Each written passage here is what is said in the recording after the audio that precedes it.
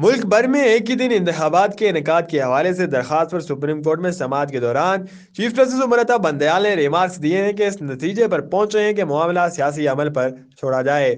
Chief justice Umar Bandial की सरबराही में 3 रुकनी bench ने मुल्क भर में एक ही दिन इंतखाबात के इनेकाद के हवाले से दरखास्त पर समाअत की। बेंच के दीगर 2 जजेस में जस्टिस एजाज उल हसन और जस्टिस मुनीब अख्तर शामिल हैं। अटॉर्नी जनरल मंसूर उस्मान ऐवान समेत फ्रीकेन के वकला और सियासी रहनुमा भी अदालत में पेश हुए। चीफ जस्टिस ने रिमार्क्स दिए कि आज ख्वाजा साद रफीक और शाह महमूद कुरैशी दोनों नजर आ रहे हैं। आज अपने हवाले से भी कुछ बताना है। फारूक एच नाइक ने इत्तेहादी हुकूमत का जवाब अदालत में पढ़कर सुनाया।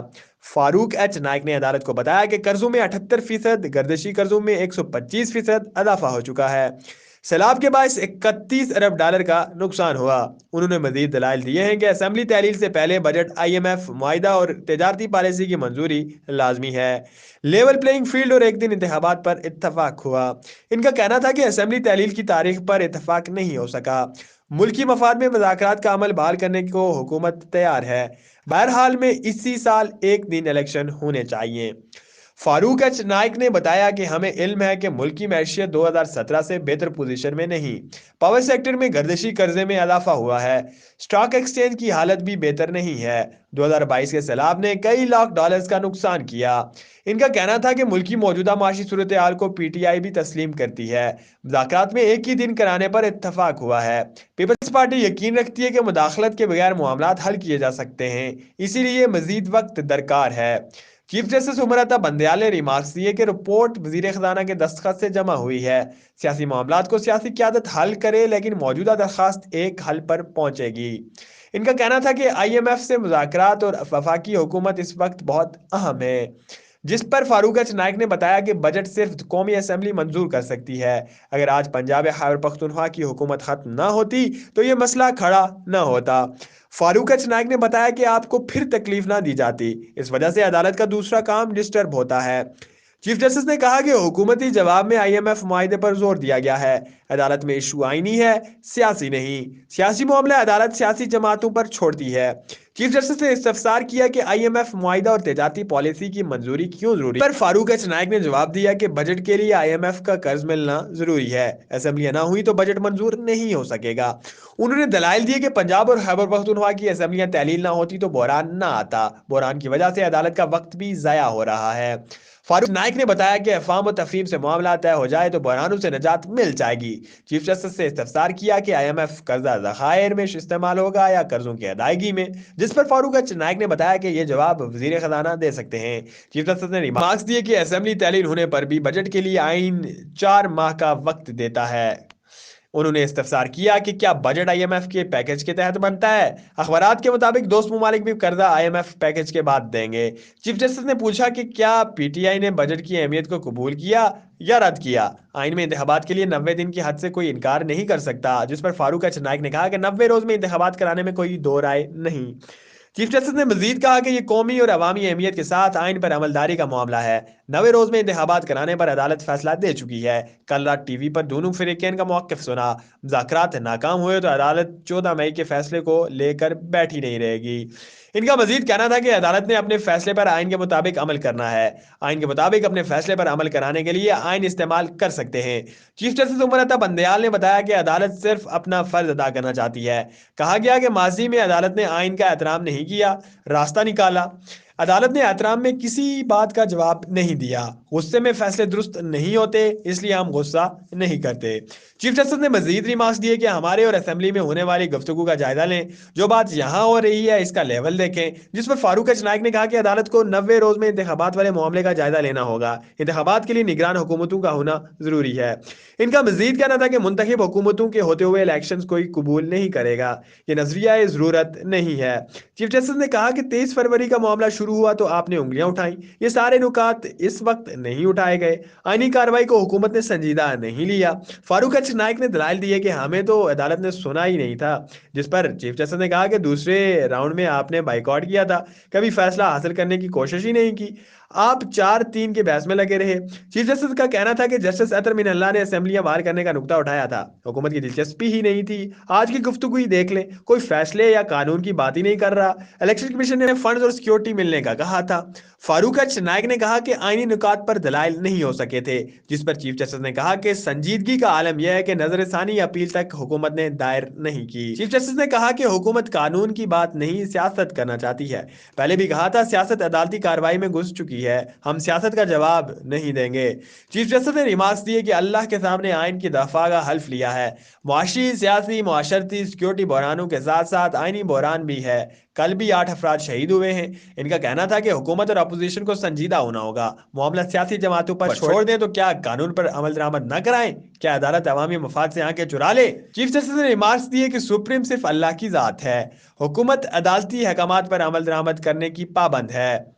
अदालत तहम्मुल का मुजाहरा कर रही है, लेकिन इसे हमारी कमजोरी ना समझा जाए। उन्होंने कहा कि कानून पर अमल दरामद के लिए कुर्बानियों से दरेग नहीं करेंगे। कौम के जवानों ने कुर्बानियां दी हैं तो हम भी कुर्बानियां देने के लिए तैयार हैं। बैरिस्टर अली जफर ने दलाइल दिए कि तहरीक इंसाफ ने एक दिन इलेक्शन कराने पर इतफाक किया है।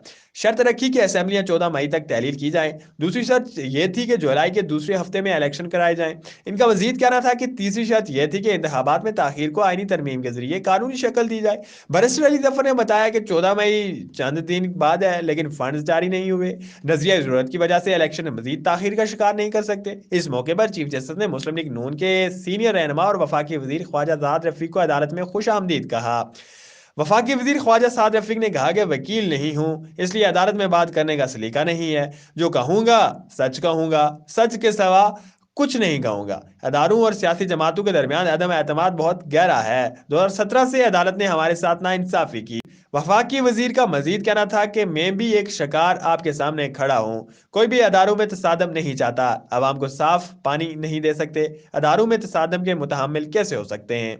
ख्वाजा साद रफी का कहना था कि मुज़ाकरात के दौरान बहुत कुछ सुना पड़ा, मुज़ाकरात के जरिए ही सियासी बहरान का हल निकाला जा सकता है। आइन 90 दिन के साथ शफाफियत का भी तकाजा करता है। इनका कहना था कि पंजाब पर इल्जाम लगता है कि यही हुकूमत का फैसला करता है। इलेक्शन नताइज तस्लीम ना करने पर पहले भी मुल्क टूट चुका है। आइन के तकाजों को मिलाकर एक ही दिन इलेक्शन हो। ख्वाजा साद रफी ने कहा कि सिर्फ एक सूबे में इलेक्शन हुआ तो तबाही लाएगा। सैलाब और मोहतरमा बेनजीर की शहादत पर इंतखाबात में ताखीर हुई।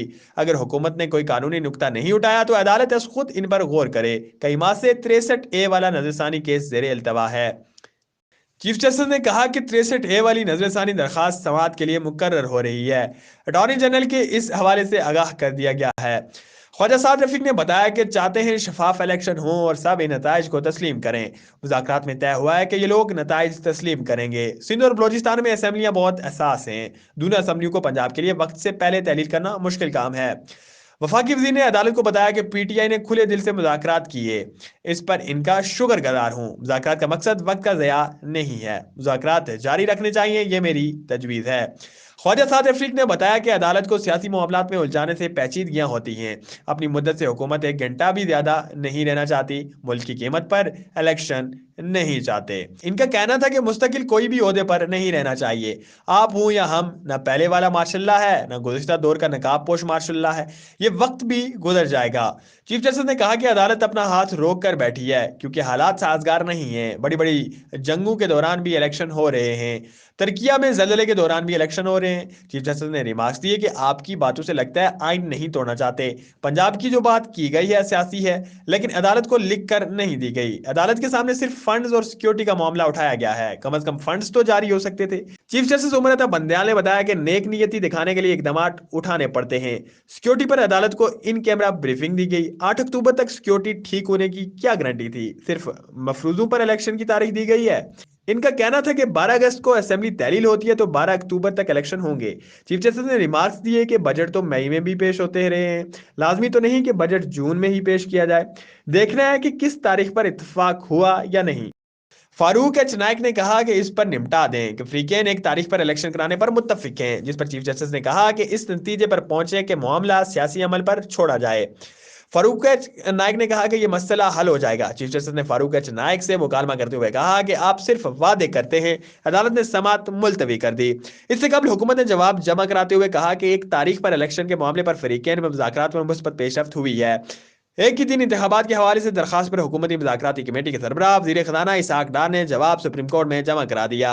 इसहाक डार ने जवाब अटॉर्नी जनरल के जरिए सुप्रीम कोर्ट में जमा कराया, जिसमें बताया गया कि हुकूमती इत्तेहादी और अपोजिशन मुल्क भर में 1 तारीख को इलेक्शन कराने पर मुतफिक हैं। उन्होंने कहा कि मुल्क की बेहतरीन मफाद में मुज़ाकरात का अमल बहाल करने को तैयार हैं और तहरीक इंसाफ ने भी 1 तारीख को इलेक्शन कराने पर इतफाक किया है।